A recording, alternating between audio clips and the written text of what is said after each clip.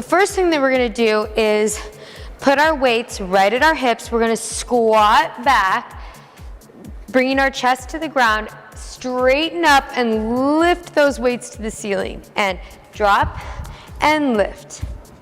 Drop and lift. Make sure that you bring your shoulders down as your hands come up.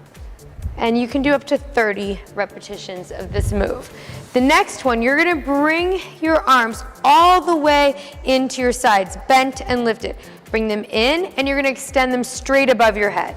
Drop and extend. And again, you can do up to 30 of these repetitions. Good job. The next one we're gonna do is we're gonna rock the weight in front of us, almost like we're doing a little hook punch here. Swing it back and then bring it straight out in front of us. So 1, 2, notice my weight transfer, 3, straighten up, 4, and 5. Good job. And the last one, we're gonna take both of our weights and put them in our right hand. We're gonna reach at a diagonal to the ground. We're shifting our weight onto our left foot as we extend our right arm up to a high V. So dip and lift. Dip, lift.